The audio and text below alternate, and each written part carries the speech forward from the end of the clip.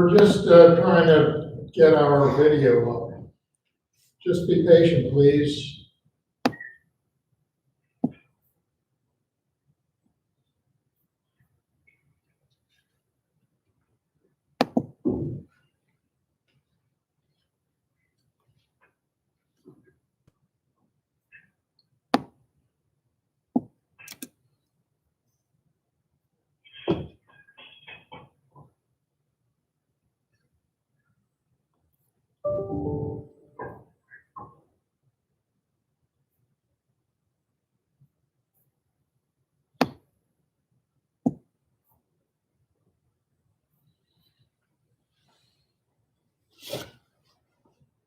We're good. Are we on, Joe? Should be. All right, very well. Well, it's now 10:05 and it's 17th of March. This is an emergency meeting of town council. This meeting was called to address certain matters pertaining to the town's response to the coronavirus. At present, town hall remains open for normal operations. And we will be today taking up a declaration of a state of emergency, and we will be reviewing the calendar going forward for possible postponement and or cancellation of meetings, as well as considering how we will alter operations at town hall, whether we will remain open but not to the public, or we will close town hall. Joe, I think you had some updates that you wanted to offer. I do. Just quickly first, the town's response to date, by and large, we've been participating in regular conference calls with the Charleston County Emergency Management Department, and to date have pushed out 4 public information statements. All of those are available on our website. So far, the information that's gone out has basically just been updates, information from SCDHEC, U.S. Centers for Disease Control, Charleston County, and the governor's office, and some additional information that's come down from the White House. To date, the town has not declared a state of emergency, nor has it adjusted its OPCON status from normal operations, also called OPCON 3. So far, the building, town hall, has remained open to the public under normal operations. And I know that's an item that we'll be discussing here today. We did receive word yesterday that the Seabrook Island Property Owners Association was moving to a virtual environment where contact would be conducted by phone and email, and we understand a lot of other jurisdictions around us have been taking the same approach in an effort to minimize contact with the public, to protect the public and protect the employees of each respective jurisdiction. A couple items that we would like to discuss today. One, of course, will be what plans we will have, if any, to modify our operational status. The status of pending meetings and events. We've included a list in the agenda packet of all the town planned events and activities that could potentially be impacted. We looked over a 6-week horizon, basically from now through the end of April. In regards to the beach, to my knowledge, nobody has undertaken any effort to restrict any activity on the beach. I have reached out to our contractor, Barrier Island Ocean Rescue, who provides beach patrol service. to the town, and I did hear back from one of the owners that they are still good to go and available to provide the beach patrol service under our existing contract beginning April 1st. We do have a couple events that are planned, two of which, one had already received a temporary use permit from the town. That is the Bohicket Marina Dolphin Slam, which is scheduled to take place on April 25th. We also just yesterday received one from the Sea Islands Chamber of Commerce for their annual art sale that takes place at NV Realty. And that came in with a requested date of April 10th. I know some jurisdictions have taken the approach of recommending not having certain events or activities, specifically those over a certain size. Some across the country are now requiring the cancellation of events and activities. Obviously, to date, the town has not taken any position. So we do have one that already had previously been approved, one that has requested approval. We've reached out to both of those organizations to see if their plans are still to hold those events. They are kind of in wait and see mode. So before I take any action on those or relay any information, I think that's a discussion we may want to have as we look at community response. Licenses and permits, that's really the primary activity that we conduct here at Town Hall. We have folks coming in all day, every day to obtain permits and to obtain or update or renew business licenses. Like I said earlier, a lot of the jurisdictions around us have moved to virtual operations, including SIPOA. All of their architectural review and approval has now moved to a completely virtual environment. The gate, as far as we know, for now will remain open with no restrictions to traffic, but all of their day-to-day activities at the POA office have gone completely virtual. I know we do have representatives here from the Utility Commission. I assume as we go through this, we'll give them an opportunity to provide an update. I know there was a request that came out of the governor's declaration of a state of emergency requesting that utilities withhold any activity on cutoffs and those type things for if you have delinquent payments or accounts or something like that. So at some point, I'd like to bring the Utility Commission in. The operations of the utility will fall under their discretion, but I think it would be appropriate for them to give a brief update. So that's really where we stand at this point in time. We're going to be waiting on direction from council to see what, if any, changes we plan to make as far as our operational status and in terms of conducting business with the public. As far as if I was going to give you a recommendation, my recommendation would be that we transition to a virtual work environment where all contact, and in particular licenses and permits, would be conducted by phone or by email. Whether we elect to close Town Hall entirely, I think would be a decision for the mayor and for council.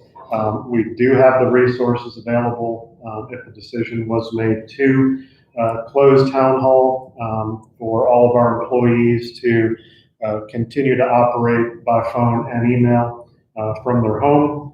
Everyone will have or will be provided computer access. All of our email documents and whatnot can be accessed remotely. We can set up a phone tree, so when an individual calls Town Hall, they would receive a notice and they can select from a menu, who they want to talk to or what service they're looking to receive, and the system actually can direct those phone calls to the appropriate person at home, either on a landline or cell phone. So if someone calls and they would be prompted, if you want assistance with a business license, press 1, and the system would direct that phone call to Linda at her home phone number or on a cell phone. So as far as operation, would really be minimal impact. We could also, if it was council's preference, keep the building open, but I still think for the safety of the public and for our employees, I would still recommend, even if the building remains open, that we restrict outside traffic in and out, and would still recommend that we conduct business with the public through a virtual environment by phone and email. We could also potentially look at doing some type of drop box or something for drop off and pick up.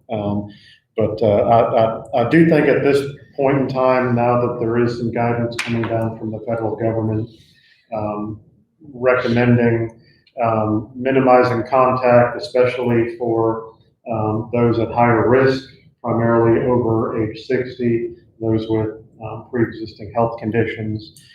Knowing the demographics of our island, we have a lot of people who I would say are most likely going to be in that at-risk category. So I think anything that we can do to minimize contact would be beneficial under the guidance that's coming down from the federal and state governments.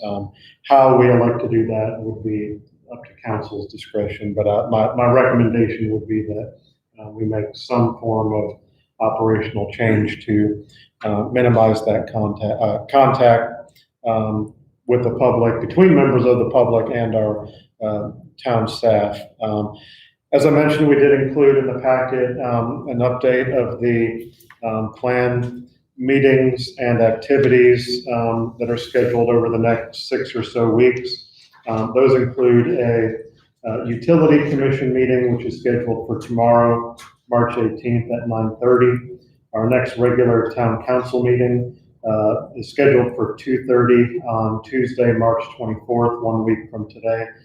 We're also scheduled to have a public reading on 2 rezoning ordinances, as well as the e-bike ordinance. That's scheduled to take place at 2:15, so 15 minutes before the regularly scheduled council meeting. On April 1st, we're scheduled to have commencement of our 2020 beach patrol service. That's also when our new dog restrictions will go into effect for the peak season.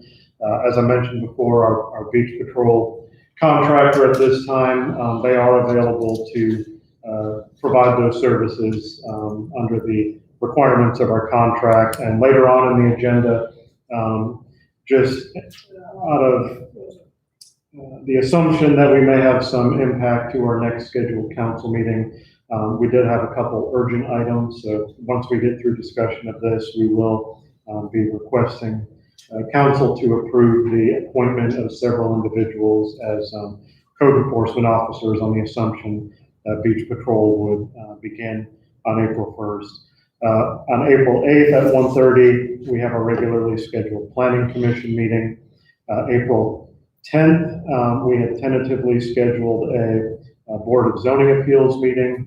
We had 2 pending variances requests. The plan was to have a regular meeting on April 10th, where this would be their first meeting of the year, election of officers, approval of minutes, and they would also be conducting site visits to the 2 properties that had requested variances. April 14th is our regularly scheduled Ways and Means Committee meeting at 1 p.m. On April 15th, we do have our municipal court session with Judge O'Neill. Also on the assumption that we may affect our regular meeting on March 24th, we do have to reappoint the judge. His term ends at the end of this month, so we also went ahead and put that reappointment on this meeting as well. And the Utility Commission scheduled to meet at 9:30 a.m. On April 15th. And Faye Albritton, our town clerk, did speak to Judge O'Neill before the meeting. If you can just give a quick update on your discussions. She has to sneeze. Don't use your hand. I think it's gone. Your discussions with the judge? Yeah, he did say, you know, out of caution, why don't we just cancel that? And at first he wanted me to set another court date for like June, I think it was. And I said, well, why don't we just wait and see what this meeting brings? I didn't know if the beach patrol might write summons or what. I was thinking maybe we could just not set a date until things settle down. But if they're going to be out here, we might want to set a date.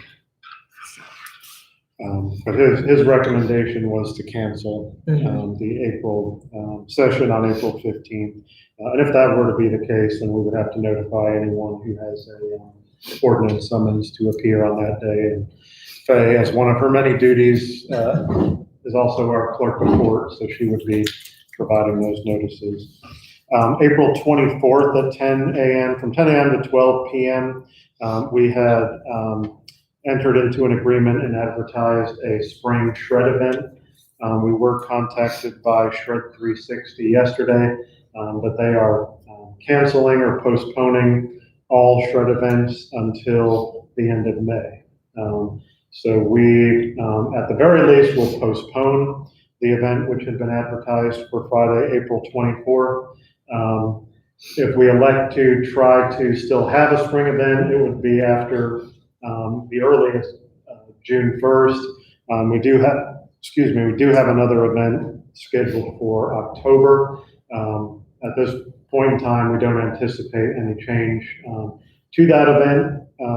If we do want to maintain a spring event, it may become a summer event once we get into June, but that'll be something we may want to discuss. But for now, the April event has been canceled.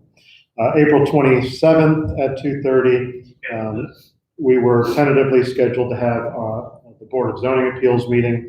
That would be a public hearing where the board would listen to the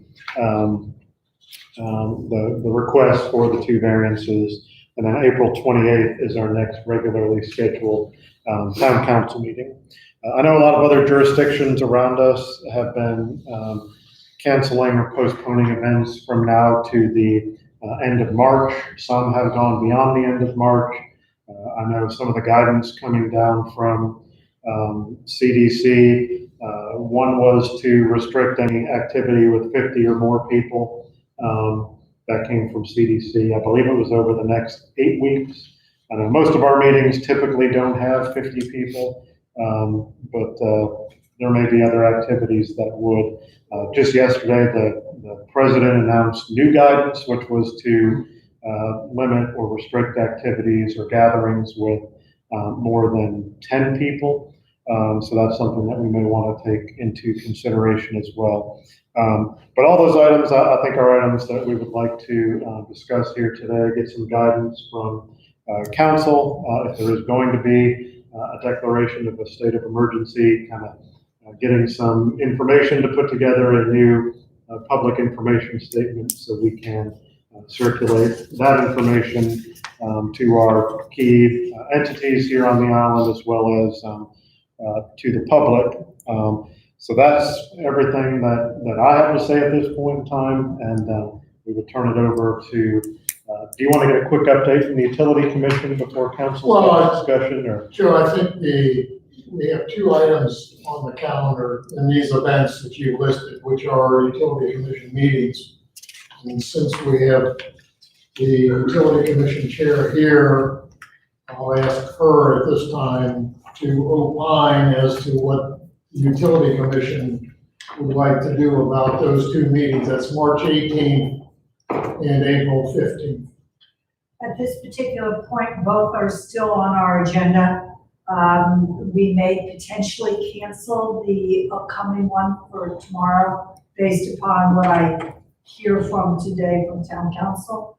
Our meetings don't typically have more than 6 people in attendance, so we're certainly within, and in fact, I think our next meeting was scheduled at 5 people. Of course, that doesn't tell us whether or not public may decide to stop in, but typically we do not have many public members sitting in on our meetings.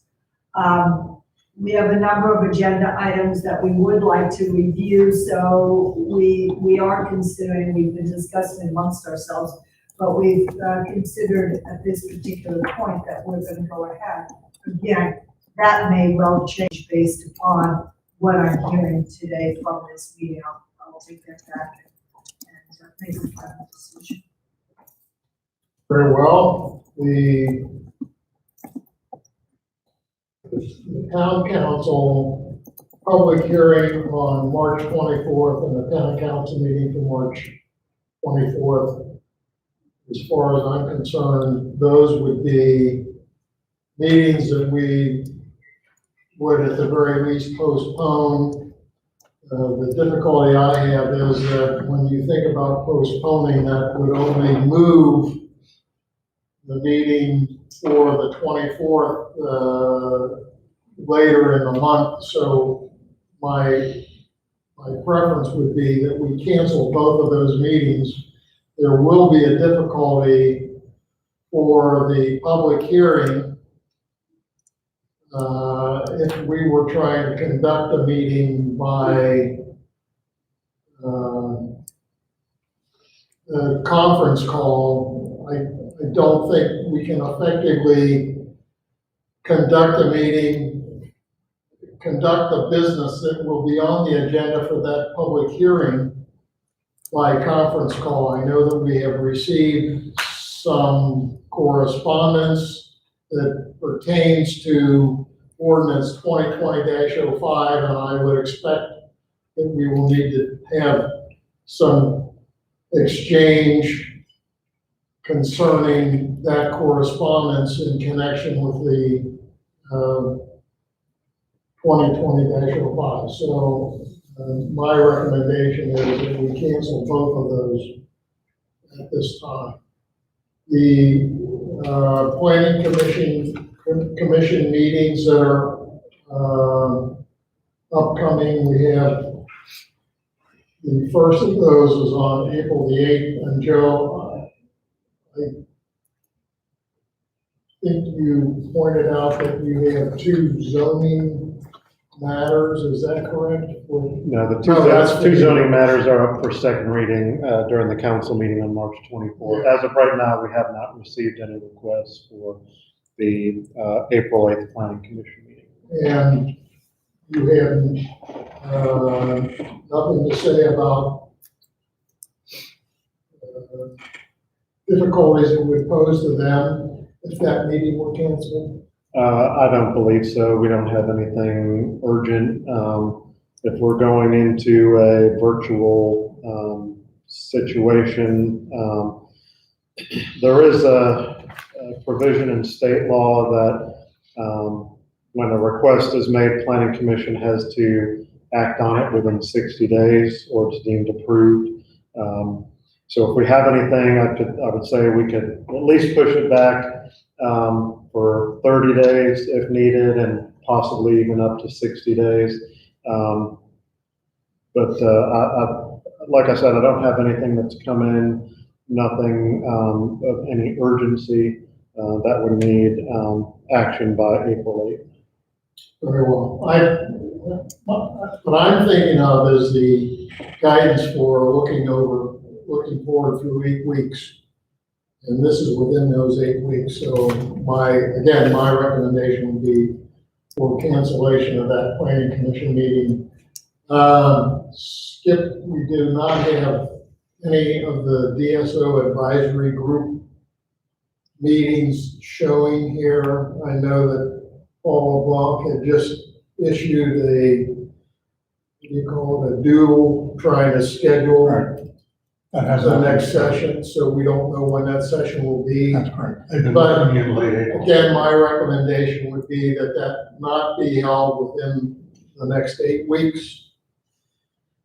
The Board of Zoning Appeals meeting, Joe, that falls within the 8 weeks, and unless there is a complication that would arise by canceling that meeting so that the next meeting of the Board of Zoning Appeals would occur in May. That would be my recommendation. Is there a complication from canceling that meeting? Well, we had actually just confirmed the dates within the last day or a couple days.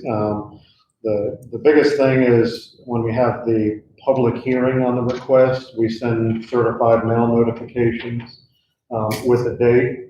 We have not sent those yet. So if we need to push the date back, we can do that into May because we have not provided any of the public notifications at this time.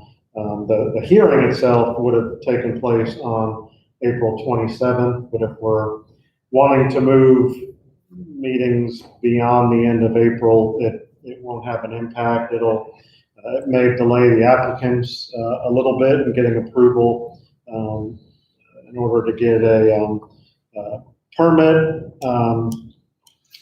A couple weeks, I don't think will be earth shattering. It may be a minor inconvenience, but I think if we were to push that into May, it would probably be most beneficial.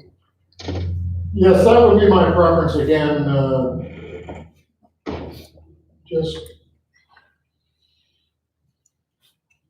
canceling the meeting. There will be a May meeting, so to me, it makes sense that we not postpone it, but we just cancel that meeting so that we can go forward with whatever needs to be done at their May meeting.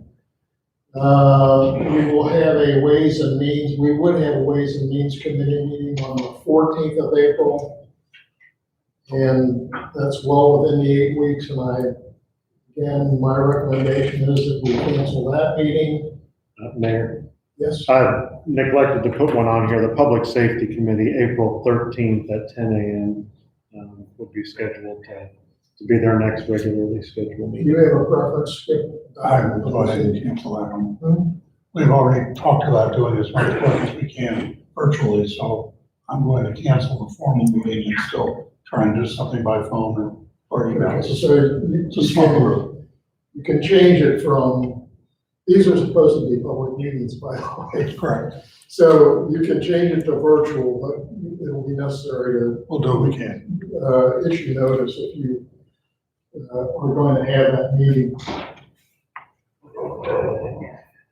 The municipal court session, we've already had the input from Judge O'Neill that he would approve having that municipal court session for the 15th canceled, and I would recommend that we do that.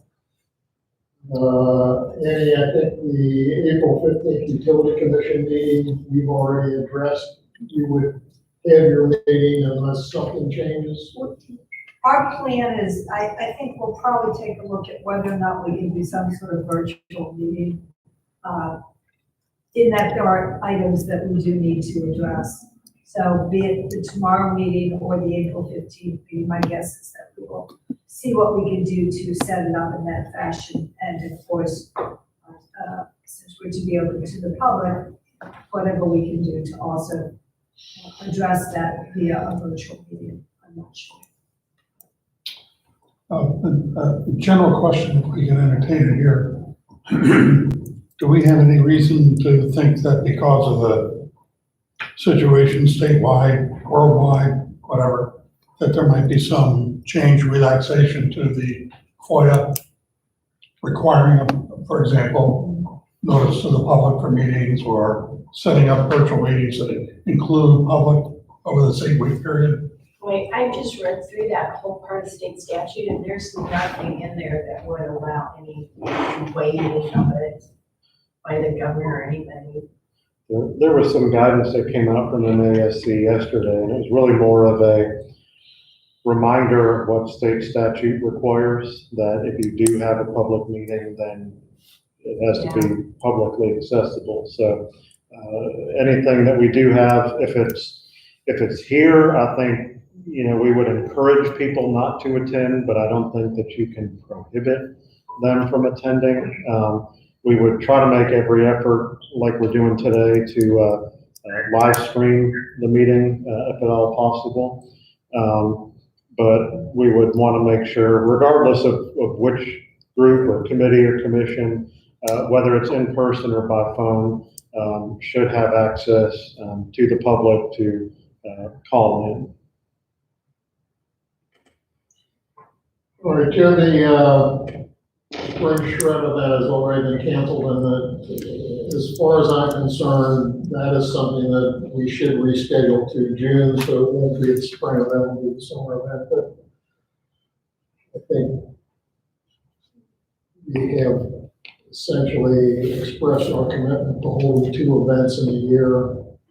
So I would aim for holding the event in June, provided, of course, that the vendor is willing to hold the event. You won't know that today necessarily. You have another Board of Zoning Appeals meeting on the 27th of April. Correct. That's the actual public hearing when they'll hear and decide on the variance request. So if we're going to push the meeting for April 10th, we'd also want to push the meeting for April 27th. So that would be canceled as well. Yes. And then the town council meeting for the April 28th, without having had the benefit of a Ways and Means meeting, which I'm recommending be canceled, the April 14th meeting, and I would also recommend cancellation of the town council meeting on April 28th. So at this point, council, having heard my recommendations, we can go back through these and you can be heard. What did we say about March 24th, council? We had some ordinances to look at for second reading. Cancel. My recommendation is to Cancel. cancel both the public hearing and the town council meeting. Okay. None of those ordinances are really time sensitive. We pulled the time sensitive items off of the April or the March 24th meeting and put them on the meeting for today.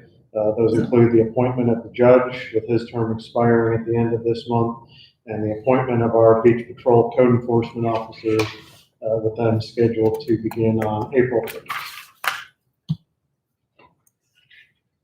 Because we don't have anything time sensitive, I don't have any objections of canceling these, and looking at the 8 weeks out, but my only thought was like Dr. Fosh was saying yesterday, this is kind of rolling decision-making that gets reviewed every couple of weeks, and so do we review this in a couple of weeks and put it back on the schedule, or once it's canceled, is it canceled?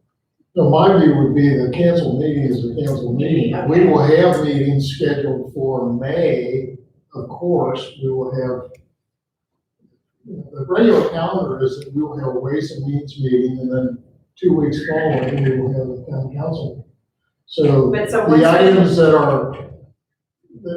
items that would have been on the agenda for the public hearing and the town council meeting in March, which we're eliminating, and we're eliminating the Ways and Means meeting and the town council meeting in April, with those items will then be moved to the May meetings. So I guess that's my question, do we want to for sure cancel our April meetings that far out? Okay, so, and then just Yeah, it one, seems far out, but it's only four. I know. Only 4 It- weeks and 4 days away. it'll be here before we know it.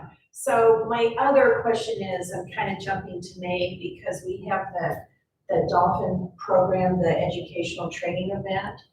And it's May 4th, but we were gonna put out, save the date reminders and notices in April. Shall we hold off of those just in case we can't do the May 4th event?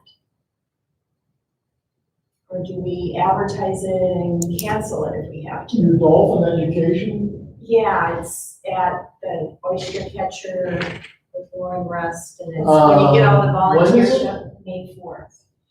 well, Jerry, I think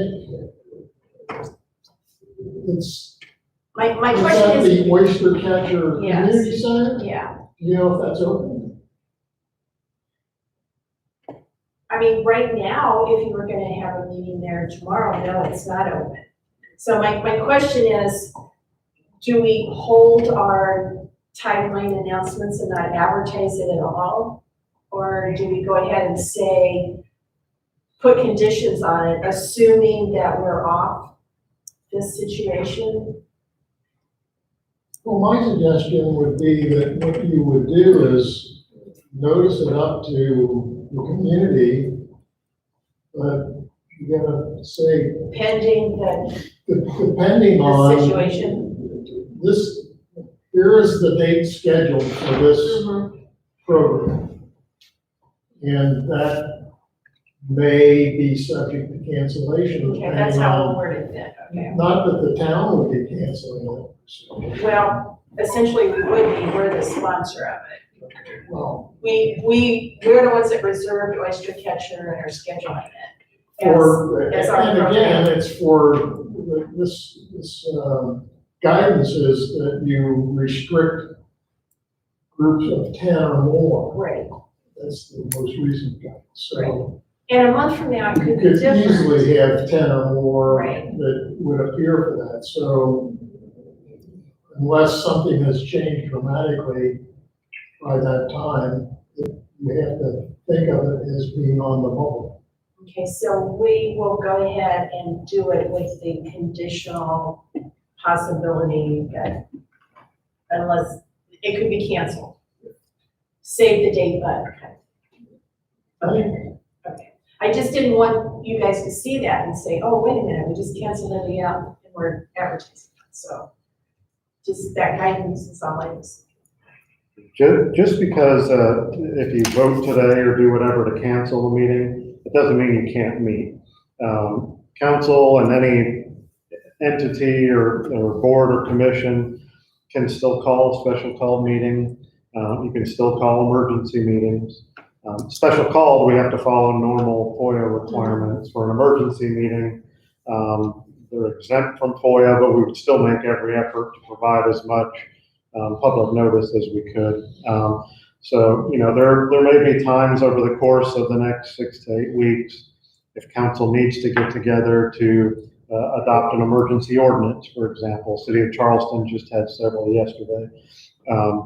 We can still schedule those as needed. So, if we get an emergency call, hey, we need to take all these measures from the governor's office, then, or the county or whoever, you can still schedule meetings. We can still, take whatever actions need to be undertaken. What we'd be doing now is just putting it out there that we would be canceling the standing meetings Okay. for all these, for council, ways and means, commissions, boards and whatnot, through, I would say, at least the end of April. Barry, any comments, questions? Sure.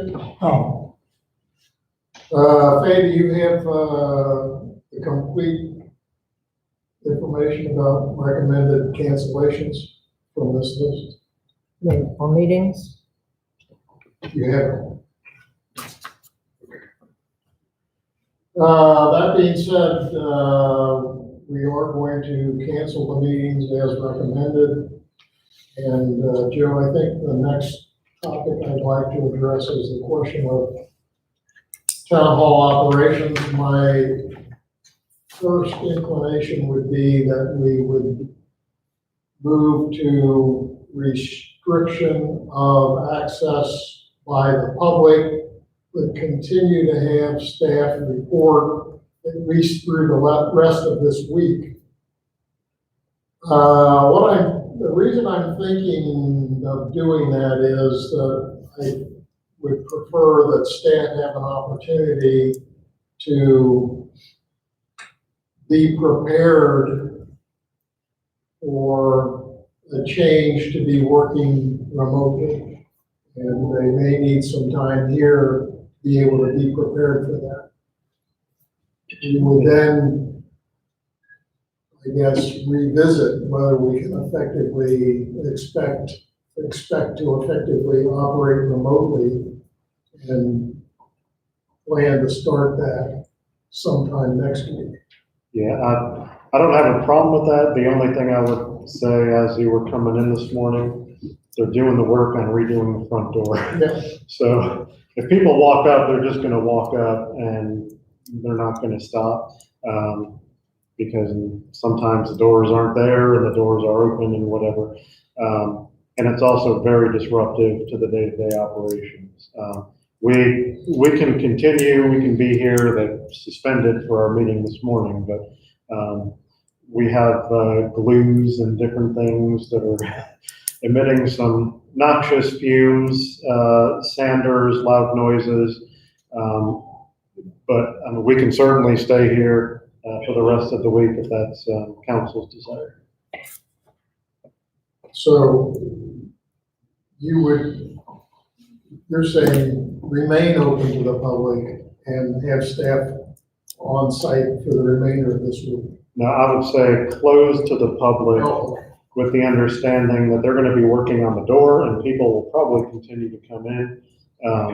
But we would push out, asking people to please direct all communication requests through phone and email. And we can push out when we do a public information statement for licenses and permits, contact this email address, for zoning, contact this email address, just so people don't, know exactly who they should be contacting. But I would recommend, whether we're here or not here, limiting public access. All right, so for the rest of this week, today we're open, starting tomorrow, close to the public for the rest of this week. And then what would be your view of starting remote working for staff next week? Yeah, I would Start say on Monday or? starting on Monday, we'd probably, whether it's once a day or every other day, I think it would be beneficial for at least one person to come to town hall, check the mail. If there's checks, deposit the checks. If we receive permit or license applications by mail, to come in, scan those to the appropriate person. And, we can arrange how we do that, but I think starting Monday with a remote environment, we would set up our phone transferring system. And at that point, we would be completely closed to the public, employees working off-site and everything done in a virtual environment. We would still maintain a beach patrol presence. Our code enforcement officers would still be active and available. I did talk with Ed, who's our supplemental code enforcement officer. He is available. So we can still be out and at least having observations, some limited interaction. But the day-to-day operations here at Town Hall would suspend until reactivated. All right, I think that it would be up to you to organize and arrange the attendance once as you recommended, that have some person come in every other day or so to pick things up, and you'll have to work out who will be doing that and what the schedule will be. But even if it's not our day, if we forget something or we need something, it would be all right for us to come in as long as we just lock the door and nobody else can get in but us. Yeah, I think if an employee needs to come in, if they need access to a file or something like that, they can still come and go as needed. Something may come up, we may need to get into our permit folders to pull an as-built from 20 years ago or something. They may still come and go, but there would not be an expectation to be here, and the building would remain closed to the public. So Joe, one question that you guys are working remotely, but Beach Patrol and our code enforcement officers are still doing their thing. Yes. Is there any circumstance where you often you get a call and there's some immediate response that you need to be on site, that they should have the mayor's number or a certain town council member's number, that for those of us who are on the island and could immediately be on site with them and respond? I mean, do we need to make sure they have those numbers? Because you are going to be like 45 minutes away, right? 20 minutes away, Okay. but, well, depending on where it is, Right. probably 20 to 30 minutes away. Or Yeah, do we, they call you still and you would contact council if somebody needed to be there? yeah, I mean, depending on what it is, there's certain things that come to me. Certain things go to the sheriff's department, so that's not gonna be impacted. Other things, if it's on a boardwalk or something, may be directed to security. And as of this time, we don't know of any plans that they have to suspend gate access or security presence or anything like that.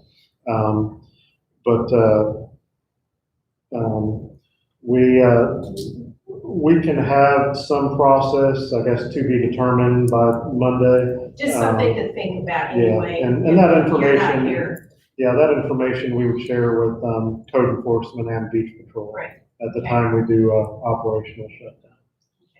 Chair, you're in essentially direct supervision over code enforcement as it is now, correct? I'm sorry? You're in direct supervision of code enforcement as it is now. Yes. So you want to work out a schedule for having periodic, if they need to see you in person, they will know when you're going to be here to make that happen. Yeah. And I'll probably be out here even when we're closed, probably more than we would expect the other employees to be here. Me too. But, we do thankfully have one code enforcement officer who lives on the island. So pretty much anytime we have an incident or something that needs immediate attention, he is usually very quick to respond and to be out here in pretty quick order. I don't know if anything is going to be happening to his business because he's a part-time officer and works for a landscape contractor as well. I don't know if they're going to have any operational impacts. Potentially, he could be out here, basically on call 24/7 if, there were to be any changes to their regular day-to-day business. But no, I would probably remain the first point of contact if it's something they need to reach the town. But once we get into the beach patrol, especially, we'll probably set up some hierarchy of contact and make sure to relay that to them. And as far as the ongoing work on the bike pedestrian path, or is there a need for you to be available to the contractor as that work continues? All of our communication to date has been by phone or email, and I would expect that to continue. If there was some reason that they needed me to be out here, I would be out here for that. So we've addressed the meetings. Yes, Just a few questions for Joe, more in the nature of a checklist than anything else.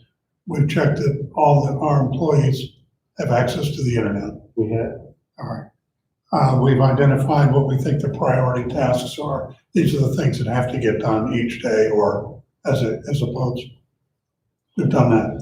yeah, I mean, for most of our employees, a lot of what we do, dealing with contractors, license renewals and permits, we do have a lot of them who come in every day, but a lot of them are already doing those things by email. They're sending site plans, sending applications. So those activities would remain. We'll still have to work out some of the logistics as far as how we want to accept payments. Are we going to invoice? Are we going to suspend the payment? And then once we're back up fully operational, then we would expect them to come in. We unfortunately are not currently set up to take payments by phone or by any sort of electronic means. So we would still have to figure out how we're going to collect that. We don't want that to be a holdup on somebody who needs to get a permit. Saying, okay, we can't accept permits, so we're not going to issue them for the next 6 weeks or 8 weeks or 2 weeks, whatever it ends up being. So we would still issue the permits, whether we track them and collect them later, or we generate an invoice anytime we issue something and send that to the applicant. That's still to be worked out, but we would we would coordinate that over the next week, have a process in place, and notify our customers of that once it's finalized. Okay, and the last item I had on my list was, I believe the code enforcers and beach patrol people might share some of the town vehicles from time to time. Have we put into place a procedure we want everyone to follow when they either leave the vehicle or get into the vehicle so that we're not potentially passing this virus on one or the other? Yeah, we primarily, we have one code enforcement officer who uses the Tahoe and one who uses the Colorado. Really, the only time we have sharing of a vehicle is when we're all here.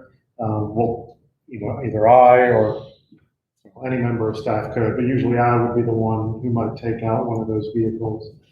If we're suspended, then most likely there would not be anybody else using those vehicles for the duration of the closure of town hall. Yeah, we can pass that along to make sure, just to wipe it down, clean the steering wheel and whatever. Anything that your hands have been touching while you've been operating the vehicle? Gear shift, door levers, steering wheel, anything like that, seatbelt.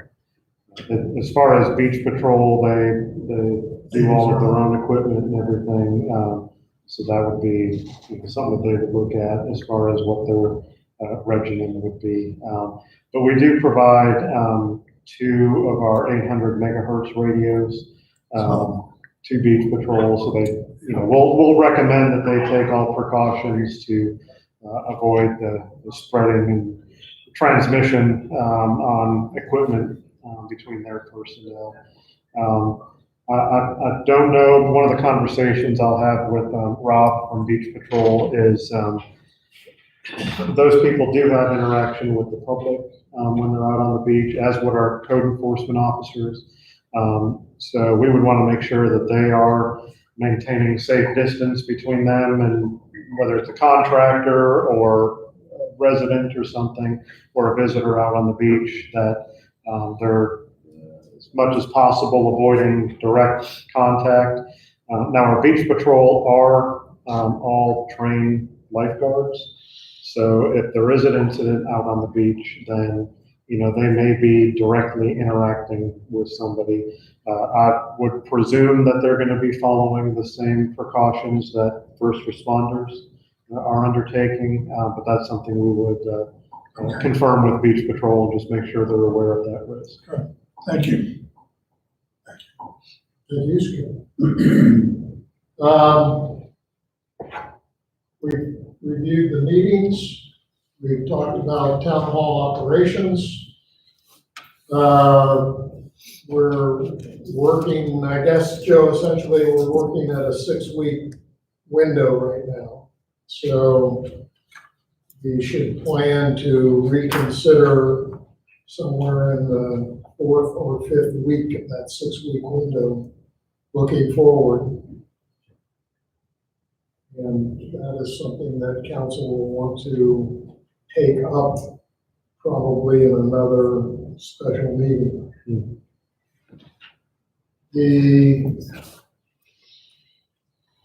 next item, I think, Joe, is the consideration of a declaration of emergency. Well, but before we do that, Yeah. we have received these 2 temporary use permit requests that are under our 6-week window. And this kind of gets into your declaration.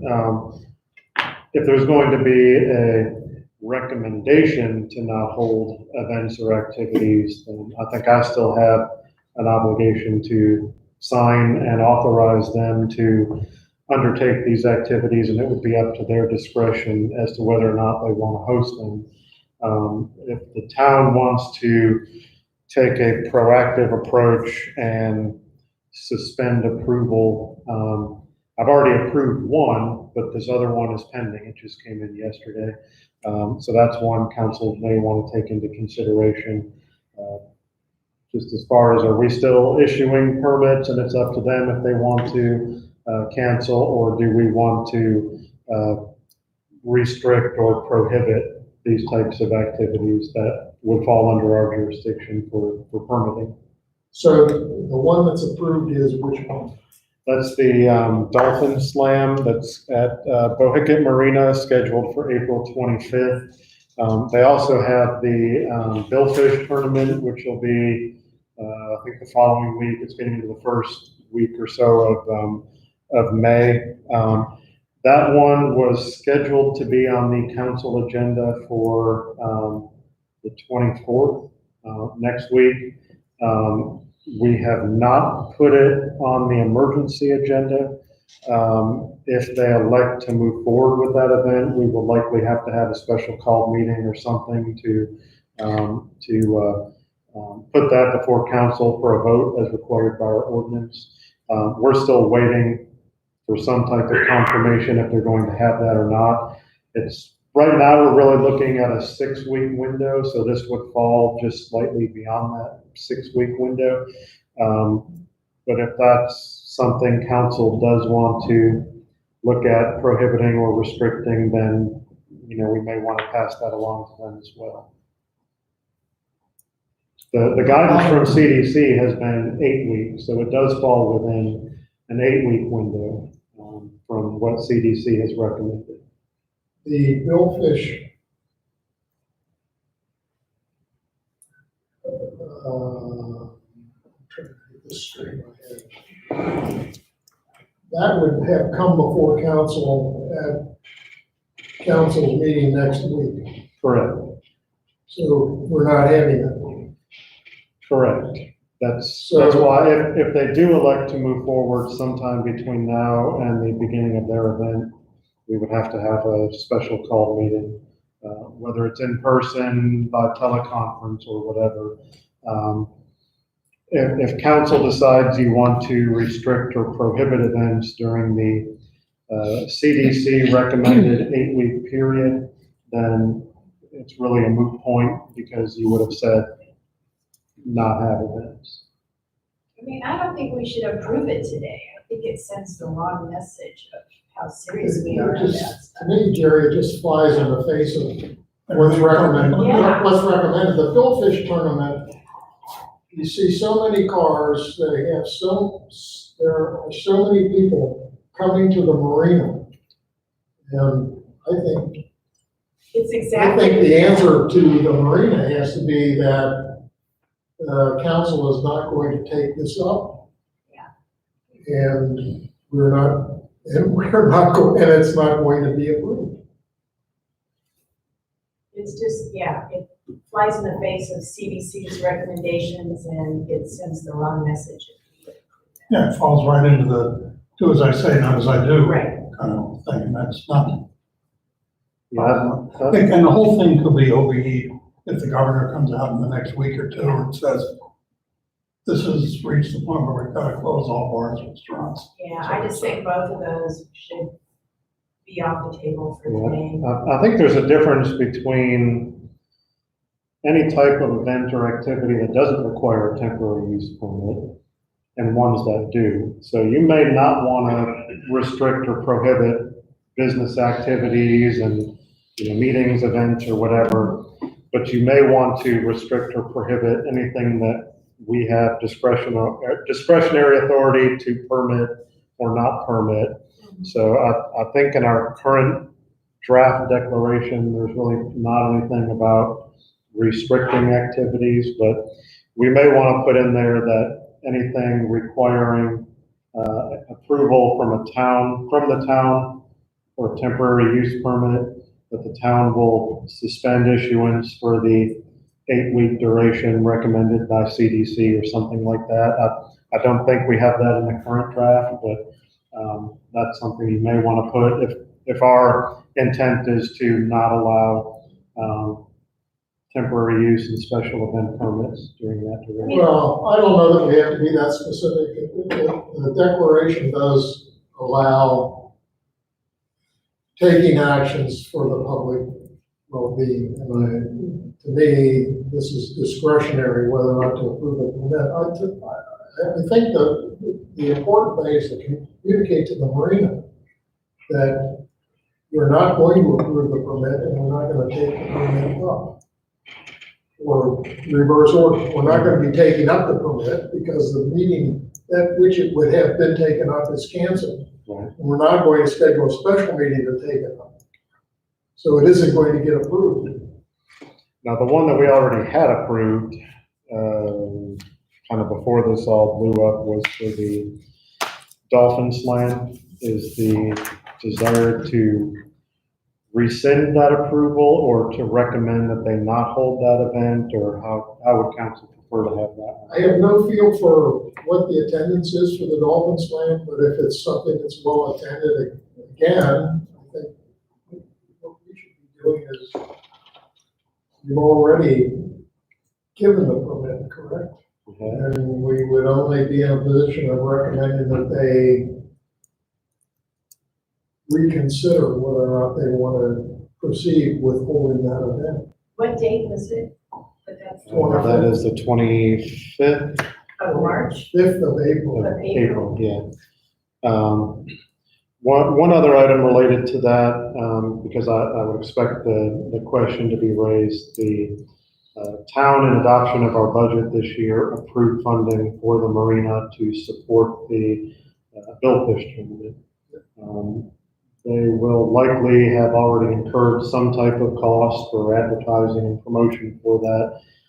The event, if it were not to happen, typically the policy would be if an event does not happen, you don't get a tax. That's something we may want to consider. Joe, didn't it include the Dolphin Slam too? Dolphin Slam It may have included both. How we would want to treat that for a tax reimbursement, because that was an activity that was expressly approved by town council. I'm willing to consider. Can we, There, but we, there's gonna be That's what happens. there's much more impact on the marina if the event doesn't take place than the cost of promotion. Mhm. but we can't tell them to cancel the Dolphin Slam. You can prohibit gatherings, you can prohibit events and activities, you can suspend any approved permit. You have broad powers when we're in a state of emergency to protect public health and safety. That's why I said if you want to do something, it already has been approved. As far as I know, they have not made a decision at this time. If they elect to move forward, unless you take some action to restrict or prohibit, that event would move forward. I just think it's consistent for us to do whatever to say no to it. That's a big crowd over there.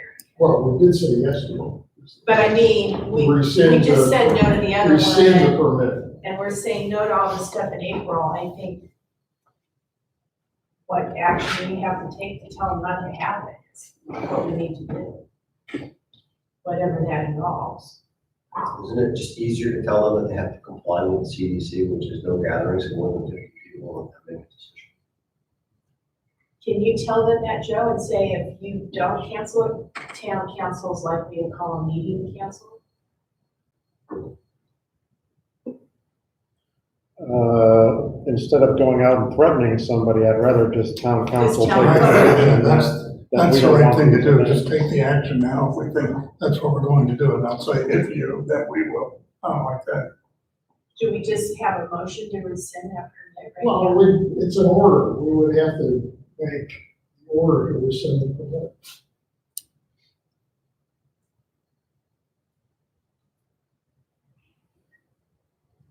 But it appears Jerry's in favor of that. I can tell you I'm in favor of that. Okay. I have a feeling Barry's in favor of that.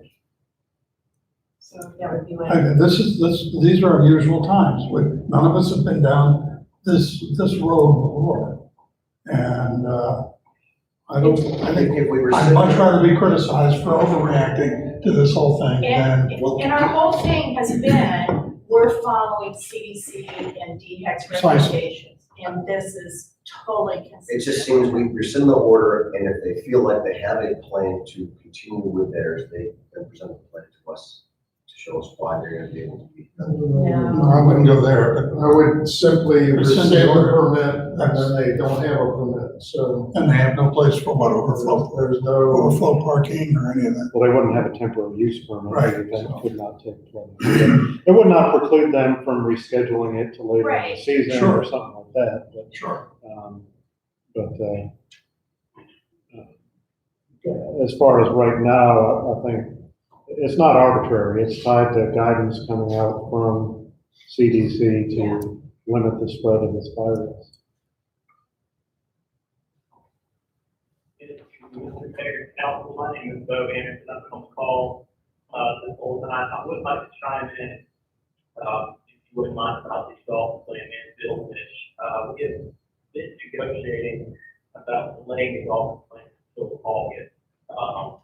I would, after today's phone call, I would not make my decision, but, we definitely want to do what's right. We don't want to have a, again, it's not allowed or not permitted. But I did want to add that in there. With this approval from the town, be valid if we put it even back to, let's say, August. We would, well, I think we would have to issue a new permit because it essentially is a different date and the temporary use permit is tied to the date. So it's not something, it's not clearly, it doesn't preclude you from holding that event on a different date. It's just, it only means you have to come back to the town for a new temporary use permit. Yeah, and the Dolphin Slam being a one-day event, I have the authority to approve that administratively, which is why that one had already been approved. So if that one's rescheduled, send me the exact same application, white out the date, put a new date on it. And assuming this is all passed by then, I mean, that takes 2 minutes and we'll be good to go. The Bill Fish, with that being a multi-day event, that one under our ordinance has to go to council. So, as we had discussed, that one had not been taken up yet. If it's a multi-day, it would go to council and we would follow the same process that we have currently. But the Dolphin Slam, I mean, that's really just a 2-minute type deal. Okay.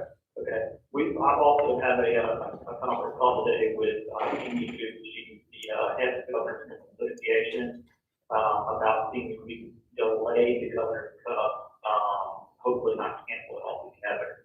Being that it is a multi-day event and is also kind of put on by the Department of Natural Resources, we have to get approval from that committee as well on delaying the tournament itself and postponing it to a later date too. But I just wanted to add into that's what we're working on right now. Trying to take the measure and get an idea from them before we actually make a call. Well, I appreciate that, Bo, and it strikes me that you've been hearing it, you've been on the call all along, so you're very well acquainted with what's going on, what the CDC recommendations are, and the fact that they're looking at an 8-week window, and this is gonna fall within that 8 weeks, so it just strikes me that there should be little resistance to getting it rescheduled to a later time so that you're not crosswise with that CDC guidance. Correct, yes, sir. We're in the process of working on that, but I will keep the town abreast on any updates. I appreciate y'all working with us. Thank you. All right, Joe, are we on to the declaration of emergency? Yes. We have you should have been provided a revised version of the declaration of state of emergency of the town, which will be issued today. Again, besides the changes that we've been talking about so far this morning, changes to the operations of town hall, changes for the cancellation of meetings, at our public meetings, the other activities that are subject to cancellation or rescheduling or postponement are all things that I believe would require an extraordinary authority by the mayor to issue orders to have them made effective. And what this declaration of a state of emergency achieves is it provides the mayor with those extraordinary authorities to preserve and protect the health and well-being of the citizens of the community. So unless you have questions about what's in here, I am recommending that we approve the declaration of a state of emergency as you now have it. And I did just want to point out, this one's a little bit different from the one that went out in the packet yesterday. The mayor had a couple edits to that document. So the legal size one is the one that we're going off of. Anybody who's following along by phone or online, once this is issued, we will take it, we'll post it on the bulletin board. We'll also upload it to our website so you can see the actual declaration word for word as it's before you here today. So by motion, I move to approve the declaration of the state of emergency as presented. Any questions or comments? You're making the motion? Yeah. Does that need a second? Yes, please, second. Second. Any questions or comments? And just to clarify, this will go into effect at 12 p.m. Is that right? That's what we put on there. And Yes, 12 p.m. 12 p.m. Tuesday, March 17th, and would be in place until rescinded by the mayor or a majority of council. That's right. Yes. Okay. That Thank you. has not changed from the draft. Thank you. All right. All in favor signify approval by saying aye. Aye. The motion to declare a state of emergency is approved. Is there a case for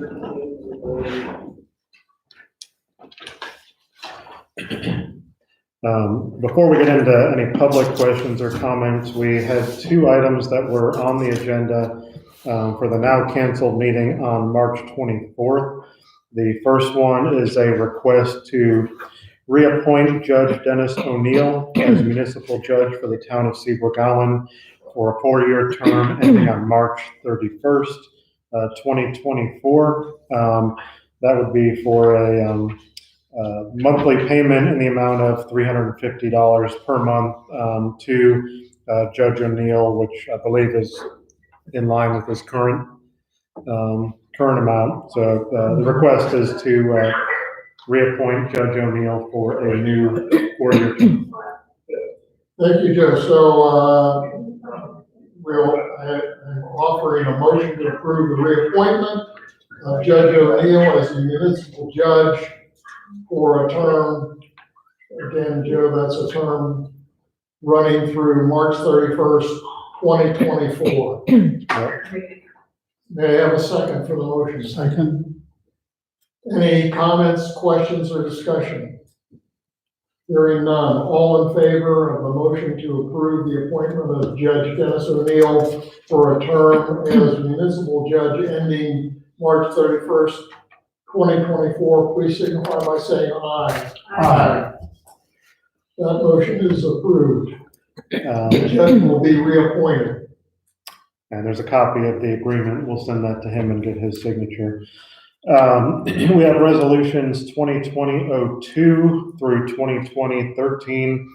These are resolutions to appoint and commission several individuals as code enforcement officers for the town with an effective date of April 1st. These are all employees of our beach patrol contractor. When we do the resolutions, those are good for each season. So this will be for our 2020 season. Under our contract, the contractor is required to have at least one individual who's been designated as a code enforcement officer on the beach at all time. Beach patrol is present.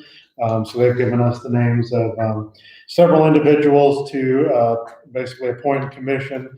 Ian Butler, Grace Christoph, Jed Christoph, Kristen Douglas, Robert Edgerton, Alexander Huss, Maxwell, Caston Holtz, Nicholas Larson, Andrew Mappus, Michael Cisnowski, Malik Varner, and Alex Wall. Several of those have been on the beach for the last year or even 2 years in some instances.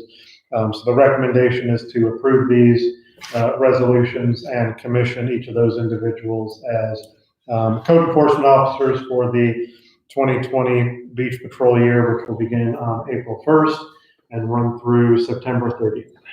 Very well.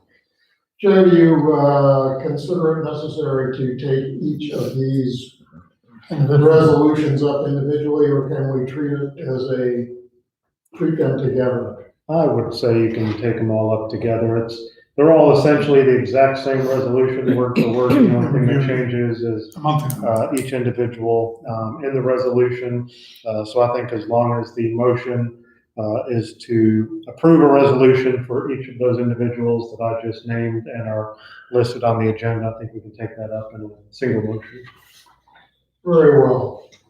At this point, I move for approval of the resolutions nominated 2020-02 through 2020-13 for appointment as code enforcement officers of employees of what used to be Island Beach Services, and the named individuals for those resolutions are Ian Butler, Jed Christoph, Robert Edgerton, Alexander Huss, Nicholas Larson, Andrew Mappus, Michael Sosnowski, and Malik Varner. Alex Wall. Alex Wall And Grace. and Grace Christoph. And Kristen Douglas. And Kristen Douglas, thank you. Second. Do we have them all? Maxwell Castenholz also? Did we have him? Yes? I think you mentioned it before. Any questions, comments, or discussion on the motion for approval of the resolution to name as code enforcement officers before going? I just have one quick question. When you put out the announcement today about the emergency resolution and everything, there'll be like a little separate graph telling everybody that beach patrol still goes on as planned starting April 1st. Yeah, once we dispose of this, I'd like to just talk about some of the questions that have been coming in, just so we can kind of put that out there. But yes, Okay. that will be included in the statement. Okay. That's my only question on that. Thank you, Jerry. We've had a motion and discussion, so at this point, I'll ask that all in favor of approval of the motion for approval of the resolutions signify by saying aye. Aye. They're all approved. So we'll get into the question and answer session. I'm sure people probably have some questions. I know there's a couple that have come in by phone and by email over the last week. One has been, is there any restriction on individuals coming to or leaving the island? And I think the answer to that is currently no. There are no restrictions either from the town or from the POA at this time to restrict residents, visitors, or anything coming, or even contractors at this point, coming to and from the island. The other question that I've gotten a couple times has been, will there be any restriction on people going out and using the beach? At this time, I don't believe we will have any restriction. We would probably recommend, consistent with guidelines coming down from the federal government, people not to congregate in groups of more than 10 people. But unless council feels otherwise, my understanding is there will not be any restriction for people going out and using the beach. This will be important once we get into like the Easter holidays, when we usually start seeing things pick up. And if this thing were to continue into May, hopefully it doesn't, but if it does, we'll be getting into our peak season. Obviously, this is all subject to change. If there's something that needs to be taken up and addressed, we would likely have additional emergency meetings. But at this point, there are no plans, and I just want to confirm that with council for the public. There are no plans to restrict access or users of the beach, and that our beach patrol will continue based on our contract starting April 1st with all of the hours stated in that contract without any change or delay to that. That would be my recommendation, but I put that before council just to make sure you're all in agreement with that status at this time. Joe, I think it's been made very clear that transmission is accomplished by contact, so that a person who is infected can shed virus, and that means that that person who then comes in contact with surfaces that are then contacted by someone else, that is how the virus is transmitted, and that is what causes the spread of disease. So, number A, to your question, the fact that people can come to Seabrook Island is not changed by virtue of the fact that there is widespread illness arising from the virus.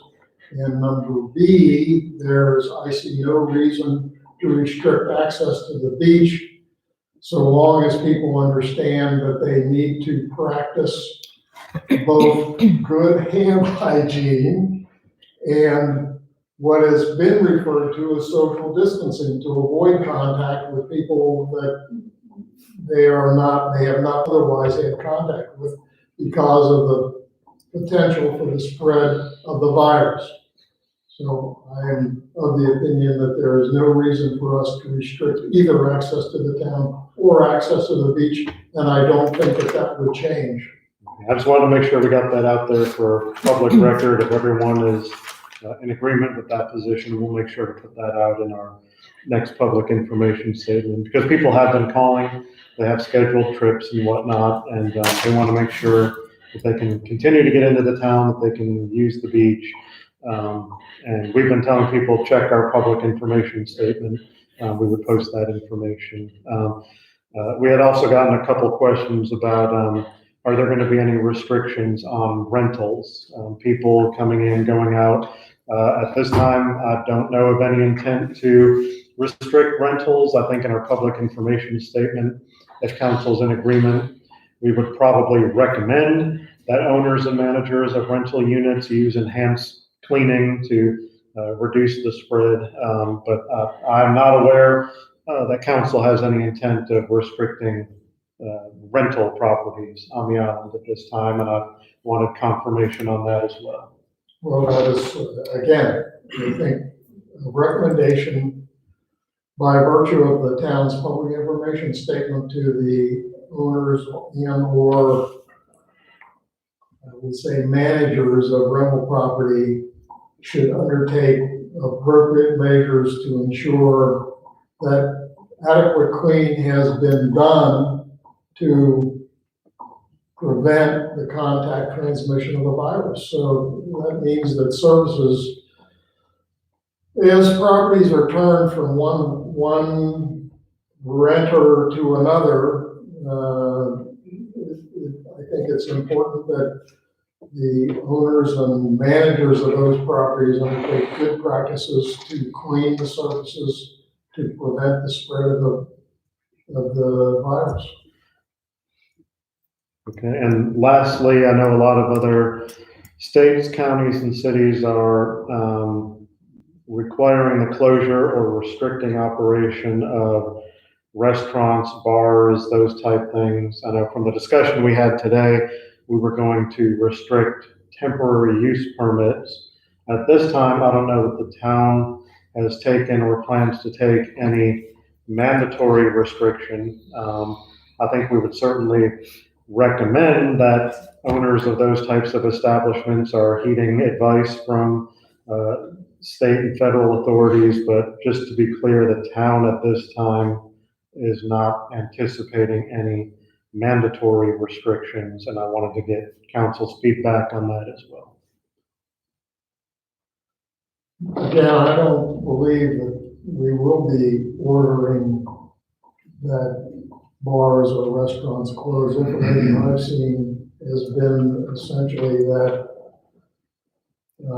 these the restaurant establishments are moving on their own to limit dine-in trade and support carryout trade. I don't know, other than in large metropolitan areas, I'm not aware of closure by government order of bars for this response. There are in some states now. Right, and that's where I think it's gonna come from, county or Yeah. state levels. Nothing here. Charleston, I believe, is restricting capacity and requiring people to be a certain distance if they're inside, encouraging takeout and delivery service. But I know people are asking the question, so as far as we're concerned, we're not mandating anything. Well, I would invite other members of council to weigh in. My view is, I don't see that we would be ordering either closure or other restrictions on either bars or restaurants.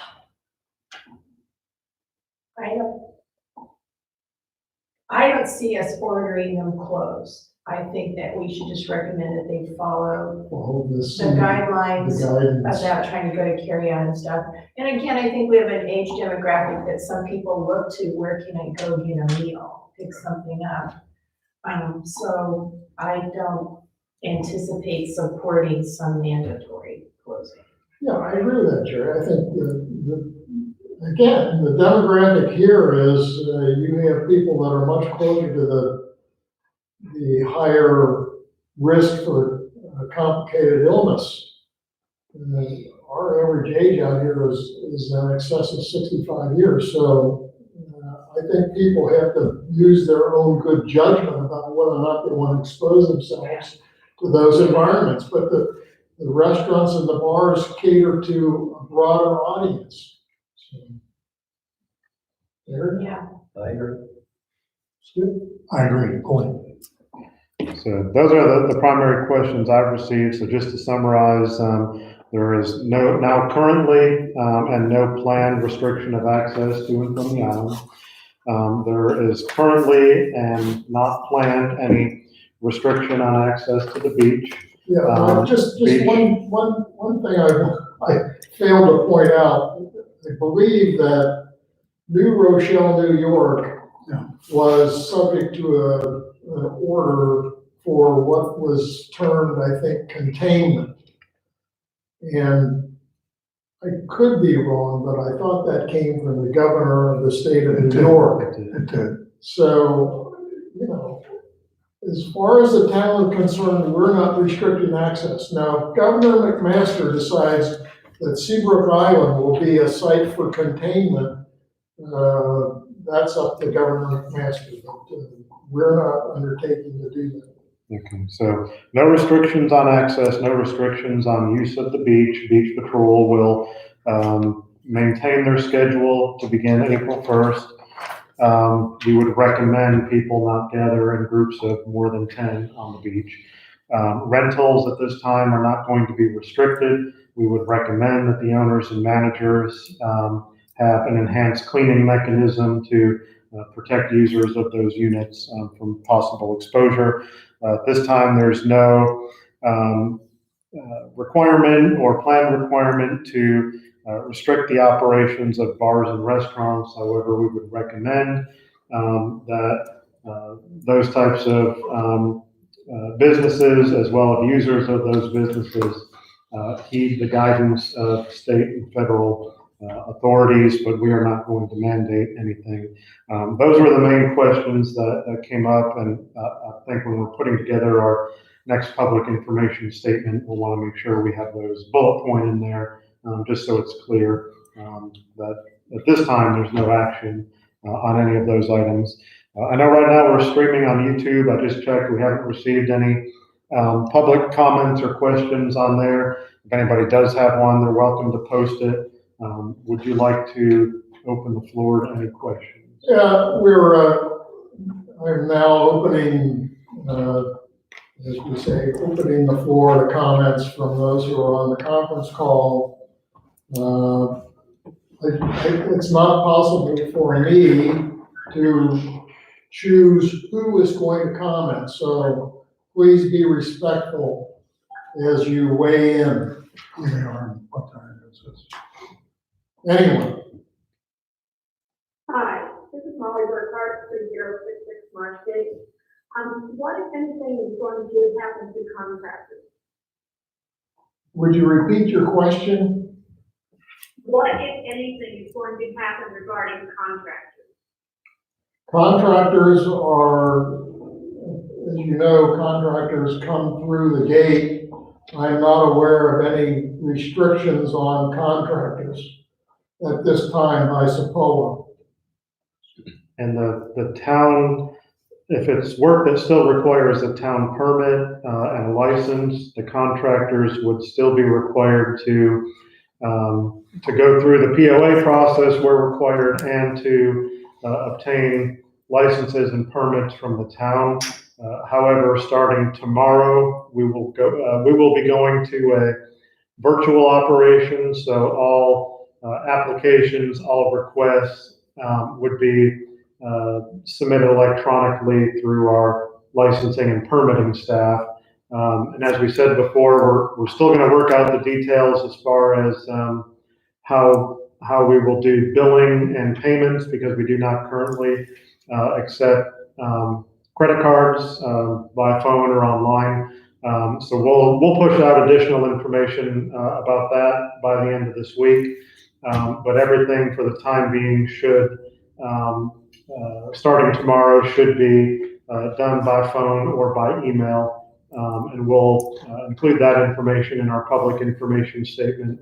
That'll be on our website in a little while later today.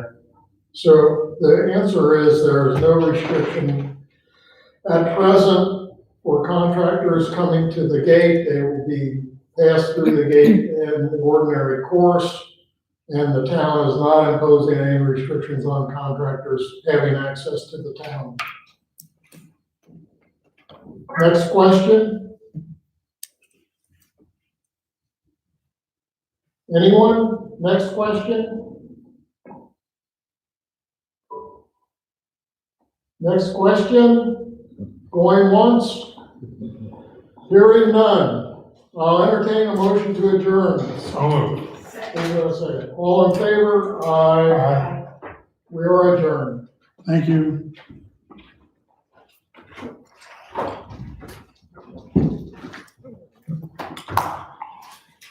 Annie, I'll send those pages to Tommy. It's like 2 pages.